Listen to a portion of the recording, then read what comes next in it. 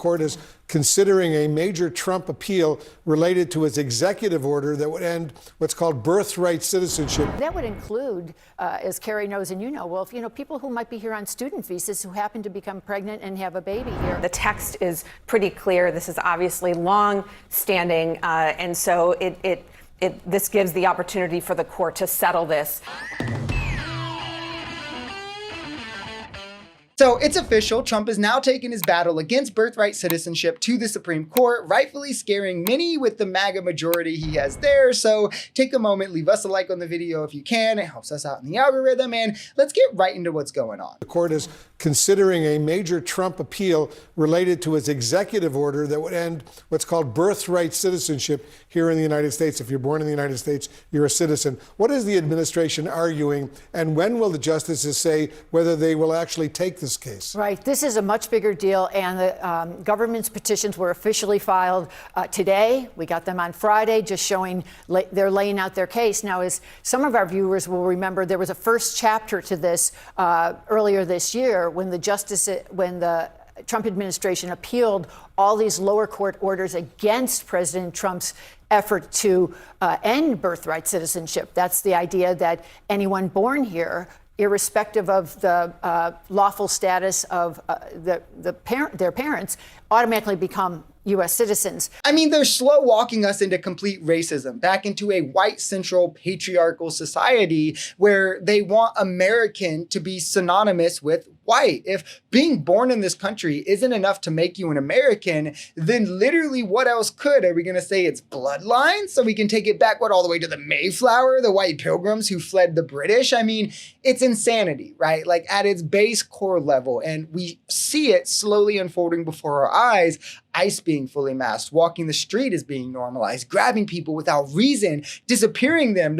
They try to get no-knock warrants normalized. They are going in schools and courts and hospitals at levels that we've never really seen before. They're minimizing the safe spaces for Black and brown people in this country, and they're trying to reduce the amount that can be considered legal or American by any means possible. Why else would they wipe away temporary protective status and go after birthright citizenship? This time they're going to look at the complete merits. That's what the Trump Justice Department would like them to do, to say, is it constitutional? Would it still comport to the 14th Amendment that I think we even have those words there that says that, everyone born in the U.S. is automatically a citizen? Could it still be constitutional for President Trump to exclude people who are here on temporary visas or on or who are here, without proper papers? And that would include, as Carrie knows and you know, Wolf, people who might be here on student visas who happen to become pregnant and have a baby here. They would suddenly be excluded. And I think this is one that the justices will definitely take up. There's going to be a series of briefing. So I guess what we would estimate is that a case would be argued in early 2026. I mean, let's be for real. It's so clearly not constitutional. I don't think that's what Trump or MAGA or even the Supreme Court really cares about. Amy Coney Barrett, probably the rest. I don't know. So Clarence Thomas, definitely not. Like, it's not even kind of up to interpretation. So the fact they might even hear it is kind of crazy. But with this Supreme Court, you never know. It's written plain text in the 14th Amendment. It's times like this I wish conservatives actually value the Constitution, not, the Second Amendment or the First Amendment when they get caught doing racism. But these are the same people who want to make English our national language, again, just making life as uncomfortable for foreigners or migrants as possible, or anyone who just doesn't fit into their Anglo-dominant worldview that they want to force on America. This would be a major decision if they agree to overturn birthright citizenship. Yes. Carrie, is there any reason to think that the text of the 14th Amendment to the U.S. Constitution is ambiguous? We just had it up on the screen, allowing the president to end birthright citizenship. I mean, as you said, we just had it up on the screen. The text is pretty clear. This is obviously long-standing, and so this gives the opportunity for the court to settle this to the extent that it really already was settled. But since the administration has raised it and the president seems